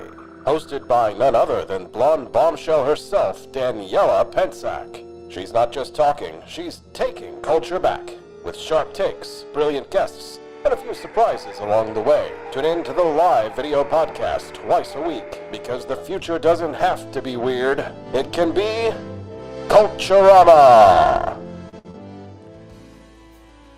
Welcome back to the Wake Up America show. I'm so glad and thankful to have you here. I'm your host, Austin Peterson. It's time to rise and freedom. Grateful to have you here. Make sure you click the like button. And if today's your first time watching the Wake Up America show, which I see many, many hundreds of you are probably watching me today for the very first time, make sure you click the follow button before you leave so that you'll get a notification when we go live, which is every 5 days a week, Monday through Friday, 7 to 9 a.m. Central Time. That's the Wake Up America show. All right, my next guest, Representative Eric Burlison. He's not just fighting for freedom, he's fighting for firearms. Congressman Eric Burlison joins us now to talk about how his provision to deregulate suppressors was yanked out of the big, beautiful bill by, wait for it, an unelected Senate parliamentarian. That's right, not a senator, not even a bureaucrat, basically a hall monitor with a fancy title, just stripped your rights out of a bill with zero accountability. The Honorable Congressman Eric Burlison joining us live right now. Good morning, Congressman. Thank you for coming on today. Good morning, Austin. Great to be on. So how does somebody who hasn't been elected by the American people have the authority to override you, someone who has actually been elected to represent your constituents? It's a mystery to me, and I'm not in the Senate, so I don't exactly understand the rules, but the way I understand it is that because we're operating under reconciliation and there are rules that are called the Byrd rules in that process, this parliamentarian it gives that individual the authority to do so. And the question is, how big of a fight is the Senate and Senate leadership willing to put up against this parliamentarian? Because look, the parliamentarian threw out a lot of provisions, and you can tell which ones Senate leadership actually wants to pass because they will tweak the language, send it back through, tweak it again, send it back through, whatever it takes until they pass that language. This time around, unfortunately, all they did was tweak it to reduce the price down to zero for these federal tax stamps, which means that you're still going to have to register for your suppressor and register for a short barreled and for a short barreled shotgun, but the price, the tax stamp won't, instead of being $200, will be zero. So, sounds great. Thank you for trying. We certainly appreciate it. It was the only thing that I was looking forward to in the big, beautiful bill. Everything else looks pretty terrible, like your typical pork-laden bill that drives up the deficits. I think $3.3 trillion over the next decade is what I'm hearing from Senator Rand Paul. But what exactly would deregulating suppressors do for law-abiding gun owners and for manufacturers?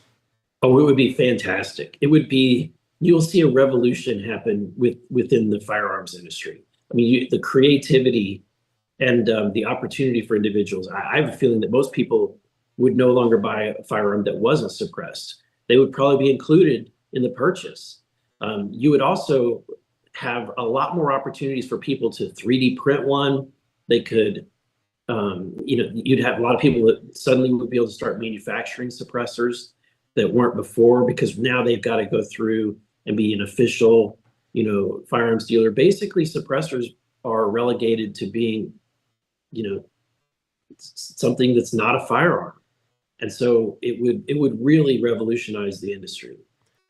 Certainly, I would love to see it. My neighbors would love to see it. I live on 5.5 acres, and I'm just in the county, so I have neighbors. And whenever I shoot firearms, I get a visit from the Cole County Sheriff because the neighbors are reporting all of the gunfire. It sounds like World War III going on here. It's not Ukraine in your backyard. I'd love to have to be able to purchase a suppressor to be able to use it. Also because for those who know, if you have a short-barreled rifle, or if you have a pistol with a pistol brace, and it is a shorter rifle, then the blast makes it extremely obnoxious and extremely loud. So if you wanted to use a rifle for home defense, and you ever, God forbid, had to use it in your own home, you wouldn't just blast the bad guys. You'd probably lose your hearing as well. So there's a lot of safety reasons, as well as just, not being a public nuisance reasons for having a suppressor on your firearm, aren't there? That's right. That's 100% right. This is, a lot of the left and their views about suppressors are misguided and misinformed. They're not exactly silent like they are in James Bond movies. They are still loud. Anybody that's ever fired suppressed understands that you can still hear it. It's pretty loud, sometimes really loud still. But that's what they've keyed in on some 1980s movies, and that's what they're focused on. That's what they legislate based off of. So I think that if you want to protect hearing, and at the end of the day, the suppressor isn't a lethal object itself. It is nothing without the firearm, and I think that it's ridiculous to make a part that you can attach to a firearm illegal.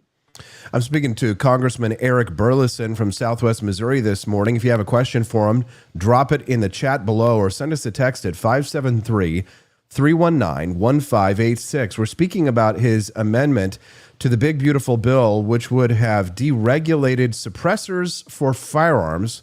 It's called the Hearing Protection Act that he added into the bill that was removed by a Senate parliamentarian in the 11th hour. Why do you think that this amendment was targeted for removal? Do you think that it was pure politics? I suspect that it was. I think that Senate leadership probably didn't want to have it come to a vote, and so it's very easy for them to be able to protect members. So if a moderate member, a group of moderate members of the Republican Party, if you can imagine their position, they don't want to come out and have a vote against the Second Amendment, and so they wanted to hide behind the parliamentarian and then their ruling. And so that's my guess, is that, and this is not based on insider knowledge, it's just based on how the policies and the political dynamics work.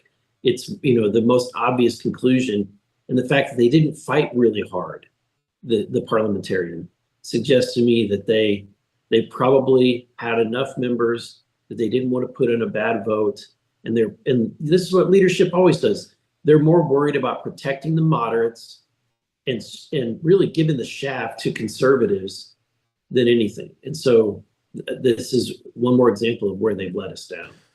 Congressman, will you reintroduce this provision in a separate bill, or what's next for restoring our suppressor rights?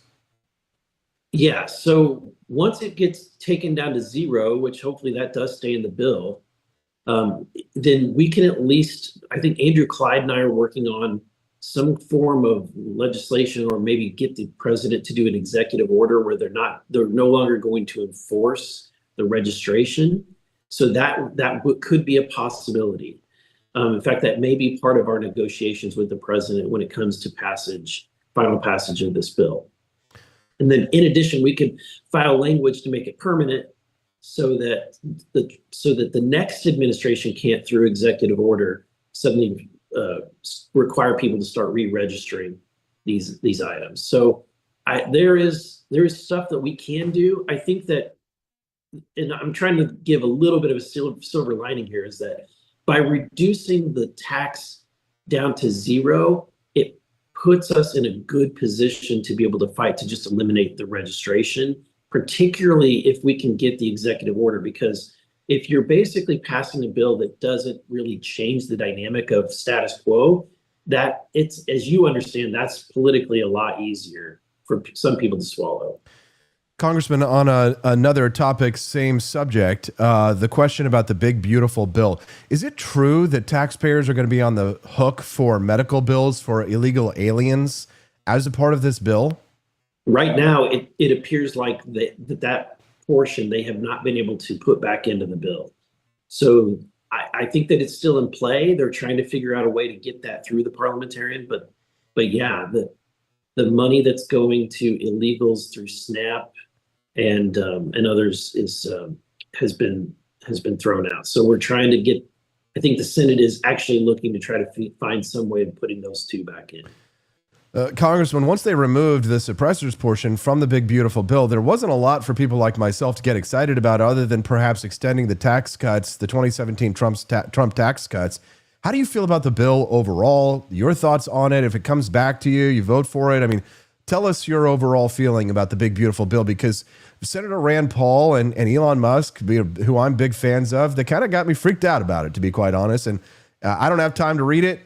That's your job. So you tell me your thoughts on the thing. Yeah, I agree with Elon and Rand Paul at this point, because look, we sent over a bill from the House. Fiscal hawks fought tooth and nail, and I mean, got really, really angered our leadership in the House, angered the White House, but we got them to agree that at the minimum, if you're going to extend all these tax cuts and add new tax cuts, we have to pay for it and not increase the deficit.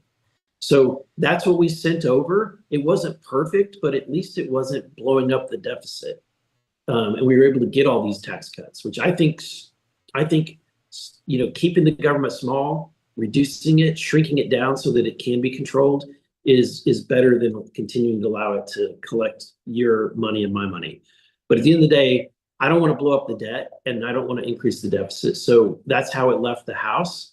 The Senate took what we did and then they accelerated on the tax cuts. They added more tax cuts that they're not paying for, and then they reduced the savings that we had sent over. So they reduced the savings on the Green New Deal, eliminating the Green New Deal tax credits. They reduced some of the other savings that we had in Medicaid. And as a result, the estimates on how much it's going to increase our national debt over the next 10 years is anywhere between 1.3 trillion and the Democrats say it's going to be more closer to 4. I think it's probably, they're not including any kind of economic growth from cutting taxes, which is why it's 4, but I think it's probably closer to 1.3. Look, I'm not going to vote for it until that gets down. I mean, do you believe the White House's projections that the cuts that are being made to taxes in one way will be made up for with the additional revenue that will come in from tariffs? But there could be money that's coming in from tariffs, and to me that should be icing on the cake, if you will. But it's really not something it's not going to be in the bill. It shouldn't be counting for reconciliation. And look, if we bring in extra money through tariffs, that's a good thing. Maybe we start actually paying down the deficit, paying down the debt. And so I'm going to fight to get to deficit neutrality on these tax cuts, which I think will put us in a much better position so that if we were able to get to the discretionary spending when it comes to implementing the DOGE cuts, and then also any revenue that we're going to bring in through tariffs would help to reduce the deficit even more. Do you think it's accurate to say that this bill helps middle-class Americans, or do you think that this leans more towards corporate tax relief and industry-specific carve-outs? Yeah, so I have a nuanced answer to that. It's yes and no. So when it comes to the tax cuts, the middle class tax cut, extending the Trump tax cuts, is going to absolutely benefit the middle class. Adding no taxes on tip, no tax on overtime, absolutely is going to improve the middle class. The SALT deduction does not. Their increase, and this is one of the biggest fights. The reason why this bill is so expensive is because they've given in to the New York and California delegation, the SALT caucus, and they are raising the SALT deduction from $10,000 to $40,000. And it just has a huge fiscal cost to it. Trump didn't want it. He doesn't campaign on SALT, increasing the SALT deduction. And look, my constituents in Missouri are not, by and large, there's very few that would benefit from this because we're in a low tax state. And I don't know a whole lot of people that are paying that level of taxes in Missouri. So I think that it's clear that it benefits New Yorkers and Californians, but all these blue states. So that is not good for the middle class. The other thing that's not good for the middle class, when it comes to the Green New Deal tax credits, I agree with Elon.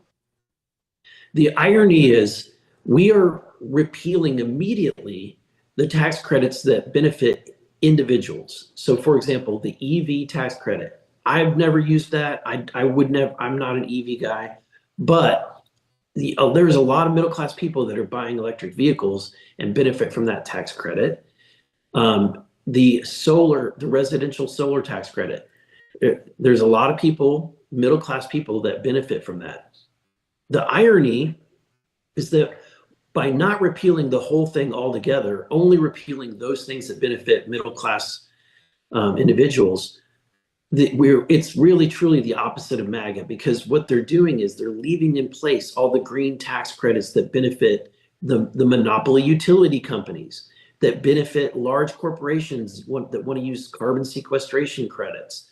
It benefits the ethanol industry, big farming, and at the same time, it's, in my opinion, it's kind of immediately giving the shaft to the middle class. One last question for you, Congressman, before we let you go, and we appreciate your time today. I received a message yesterday. Somebody said that they were really excited to hear from you about this topic.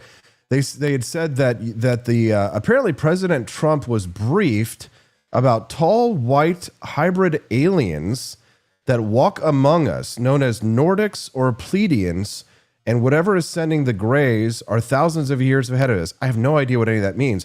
But here's what it says. Congressman Eric Burlison revealed in an X Space that David Grush gave a briefing to Trump that there are aliens who walk among us that are a few hundred years ahead of human technology, can easily blend into our society. Sounds like science fiction. Help me understand this, Congressman. What is this all about? Yeah, this is what happens when you have people on Twitter that think that they're journalists. Here's the thing. Let me make it very clear. First of all, David Grush did not brief the president on this. Okay. I have heard from multiple people that Trump was briefed, and the joke is that when he was briefed that there were hybrid aliens, that he joked that one of them must be Adam Schiff. And so whether or not it's true, I'm on the pursuit to determine what is true within this UFO phenomenon. And until I see a Nordic alien myself, I'm not gonna say that they exist. If there is an alien, though, it's definitely Adam Schiff, maybe Nancy Pelosi. Congressman, is there anything else that we missed that you'd like to share with our audience? We do have several of your constituents who are listening to the show this morning, maybe eager to hear from you about anything you're working on or anything you'd like to plug before we let you go today. No, I just want to say, some of the bills on the Second Amendment that I'm filing are one to repeal the National Firearms Act altogether, just bracket out the whole law, and then also a bill to abolish the ATF. And so I'm working to that end. Yes. And I mean abolish it. Don't move it into a different agency. Just abolish it altogether. So those are things that that I think that I'm working on, in addition to a lot of legislation that benefits middle America. So, for example, privacy rights. Myself and Mike Lee are working on a bill that you might find interesting that basically, and we're starting with your car, because there's nothing more, liberty oriented than the American car, right? But many people don't understand that our car makers right now your car is now a surveillance instrument surveilling you and selling your data to the highest bidder. And so car companies, if you're driving a new car, especially one that is run by a computer screen, you probably are being tracked. They're selling how fast you drive, how fast you stop and accelerate, where you go to your insurance company.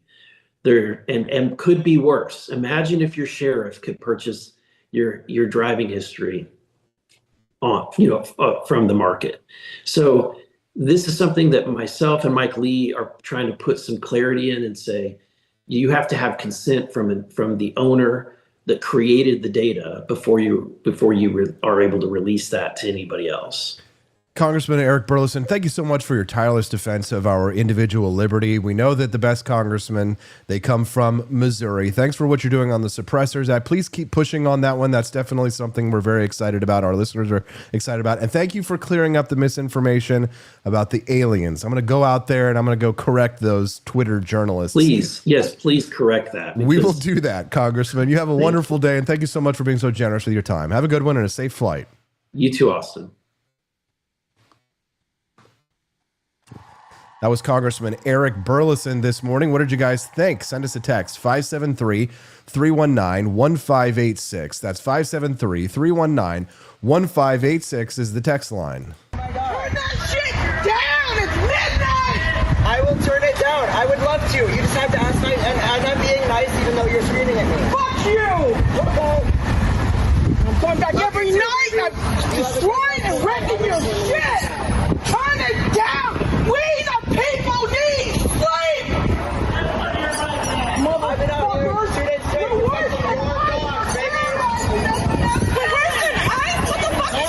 She's had enough. Would be a hell of a lot better than go fuck yourself. Colonize your fucking ass, bitch. Go fuck yourself. Racist. The anti-ICE protesters making noise in the middle of the night. This big old black woman decided to get out there, Shaquisha, and she decided to take him on and tell him to shut up. Clean up your ass. Come on, I'm ready to go. I wouldn't do it.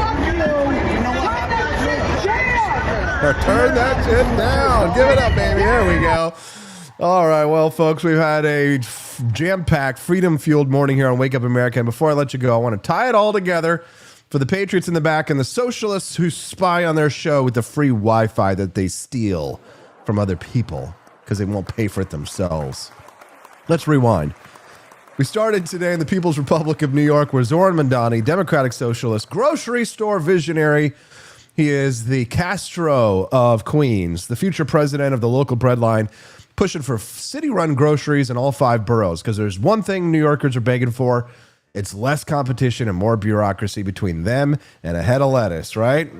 He says it'll be a public option, but let me tell you, when the government runs your grocery store, the only thing in stock is disappointment.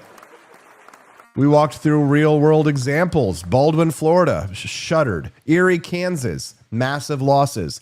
The lesson, government grocery stores fail, even in small towns. Zohran wants to try this in a city with 8.5 million people and over 1,000 grocery stores already. What's next? City-run shoe stores, a license to toast in your own toaster, a government-issued boyfriend for every sad activist. Big picture. Mamdani's grocery store plan isn't about food. It's about control. It's the same mindset that gave us state-run liquor stores, failing public schools, and a culture that equates freedom with fear. And let's not even get me started on the big, beautiful bill. Beautiful depends on how much pork you can stomach. Depending on if it's bacon, maybe a lot. Elon Musk called it political suicide. Trump said Elon would be flipping burgers without subsidies. And, maybe they're both right. Elon is right about the danger of debt. Elon's right that Elon's rockets are built on taxpayer dollars, and the average American is stuck in the middle. Say, why is my team suddenly spending like Joe Biden in an ice cream store? That's why libertarians and conservatives, we are fired up. We want to remember that the Republican Party is supposed to be the party of balanced budgets, not budget bloated red hats. Camelia Peterson, she nailed it in her breakdown of Ron DeSantis' accreditation rebellion. Let's be clear, DeSantis is not tweaking education. He's going to the foundation. He's building a new accreditor. It's a frontal assault on the woke, broken academic industrial complex that's held American education hostage for decades. And then we ended strong with Congressman Eric Burlison. He exposed how deep the swamp still runs. He tried to get suppressors, SBRs, and shotguns removed the NFA. But then the amendment was in the bill, was ready to go. And then the Senate parliamentarian, Elizabeth McDonough, swooped into the red pen and says, nope, bird rule violation. Oh, God. Some folks call that a win. Others called it what it is, a half measure. This is a betrayal, in my opinion, of our Second Amendment rights. Eric Burlison laid it out perfectly. He cleared up that nonsense about the aliens. And the fact is, the bureaucracy still wins. And if there are aliens, then they're still in charge. So what's the lesson? There is hope. Ron DeSantis is building alternatives. People like Eric Burlison are exposing the fraud.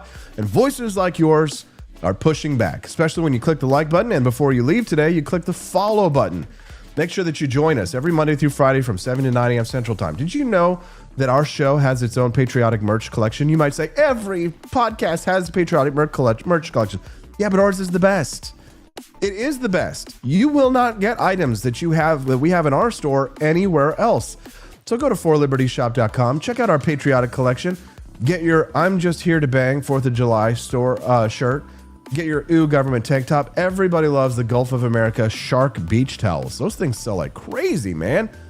Gulf of America Shark Beach Towels are only available at forlibertyshop.com.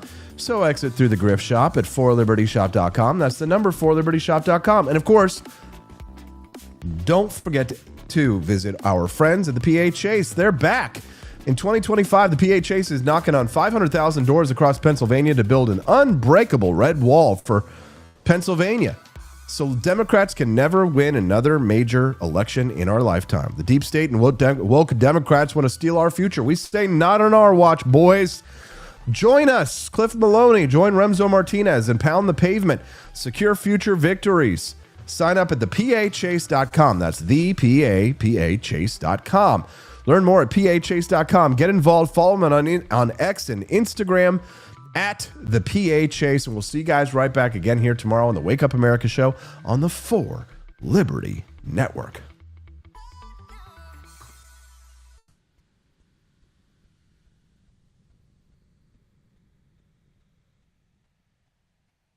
When the Founding Fathers dreamed of liberty, they forgot one thing: coffee. Introducing Founding Flavors Coffee, the brew that built America, and the brew that's fueling a new revolution, one kitchen at a time. Small batch roasted, Patriot approved, and disappearing faster than a red coat at Yorktown. Don't get left behind, soldier. Real patriots are starting their mornings with Founding Flavors. And trust us, freedom tastes better with a fresh cup in your hand. Stop drinking those tyrant brews who take your money and don't support your values. Stocks are limited, demand is booming, and your morning deserves a taste of liberty. Order now at forlibertyshop.com before the next shipment gets signed, sealed, and sold out. Founding Flavors Coffee, the official brew of morning rebellions everywhere. Get yours at forlibertyshop.com.